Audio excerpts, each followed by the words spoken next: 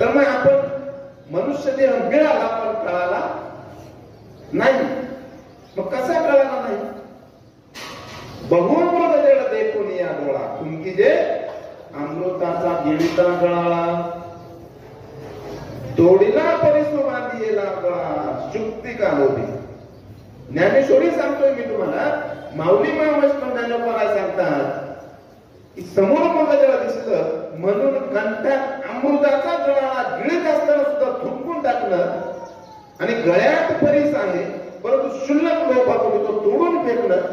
यालाच म्हणायचं मिळाला पण कळाला नाही. मग आपलं काही विशेष नाही, आपलं काही विशेष नाही. शास्त्रात याला काही पुरावा आहे का ते सांगा. शास्त्राचा पुरावा द्या. आहे ना पुरावा. आणि पुरावा मी काही साध्या सुध्या व्यक्तींचा देणार नाही. महान विभूती भारताचा इतिहास ज्यांच्यामुळे आपल्यापर्यंत पोहोचला, शास्त्र सांगणारे आपल्यापर्यंत पोहोचले आणि ज्यांच्या समोर साक्षात भगवंत होता त्यांचा पुरावा या ठिकाणी द्यायचा. कारण संसार सांगण्याचं हे व्यासपीठ नाही.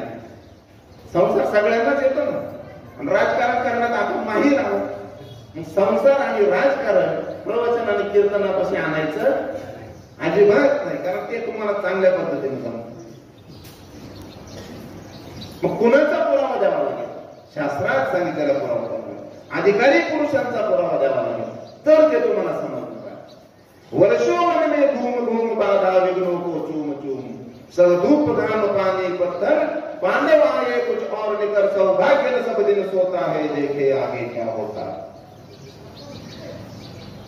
वर्षानुवर्षाचा वनवास सहन केला जेव्हा पांडवांनी आणि हा वनवासात संघर्षाचा काळ शस्त्र शिकले, शास्त्रास्त्र शिकले आणि पारंगत झाले.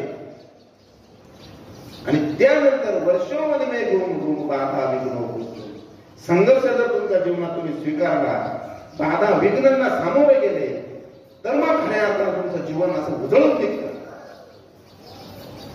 आणि घाम धूप माती या मिसळल्यानंतर तुमचं शरीर एसटी बलवंत होत असते.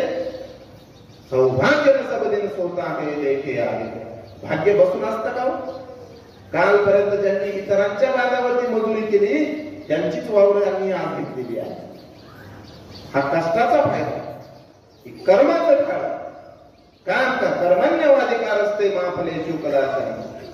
कर्म केलं पाहिजे, काम केलं पाहिजे. पांडवांनी ते केलं आणि वनवास संपला.